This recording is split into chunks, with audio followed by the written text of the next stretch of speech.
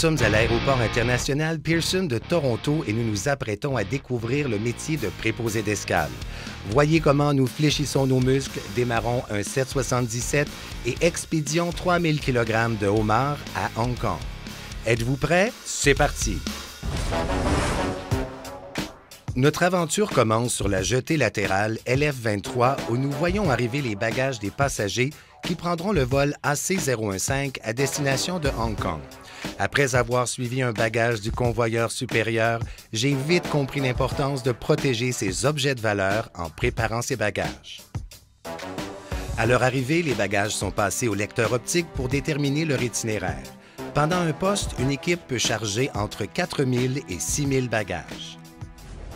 Nous avons reçu un appel du Centre de coordination des opérations d'escale qui est responsable de la gestion de l'exploitation côté piste. Un 777 de Boeing avait besoin d'être mis en marche avant d'être remorqué jusqu'à sa porte d'embarquement. Nous sommes donc montés à bord pour aider Craig Adams, préposé d'escale, à accomplir cette tâche. APU provides electrical power and it also runs the hydraulic pumps because like I said, we have to have the hydraulic pumps on the 777.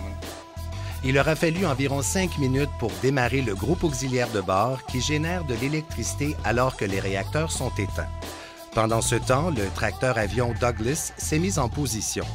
Une fois le groupe auxiliaire de bord en marche et le tracteur attaché, la passerelle d'embarquement a été abaissée et le 777 a été remorqué. Entre-temps, à la jetée LF-23, le dernier des conteneurs du vol AC-015 a été scellé et raccordé au tracteur de chariot à bagages.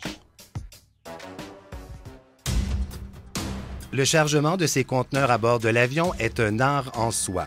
Mike Richard, chef préposé d'escale, et son équipe avaient moins de 30 minutes pour charger les bagages dans les soutes. Afin d'optimiser le centrage et l'efficacité de l'avion, l'équipe utilise la feuille de chargement pour placer les conteneurs selon le type, la masse et la dimension.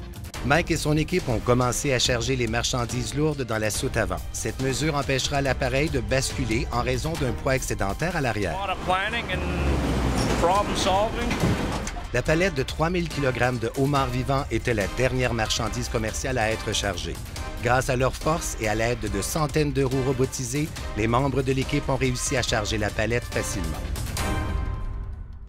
Quelques minutes avant la fin de notre intervention, le Centre de coordination nous a appelés pour nous informer qu'un bagage devait être transféré d'un vol entrant à un vol de correspondance.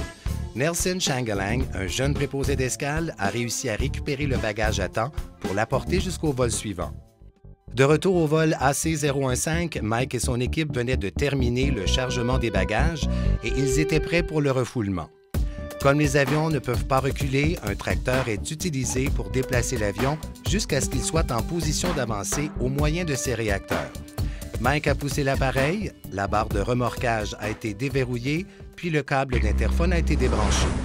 Une fois que l'équipe se trouvait à une distance sécuritaire, les pilotes ont reçu l'autorisation de rouler jusqu'à la piste. En quelques minutes, l'appareil était prêt à s'envoler vers Hong Kong.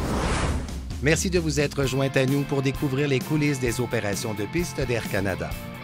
Pour plus de renseignements sur la carrière de préposé d'escale, consultez aircanada.com/FR/about/career. Et n'oubliez pas de faire un tour à allerloin.aircanada.com pour d'autres épisodes d'Accès à bord.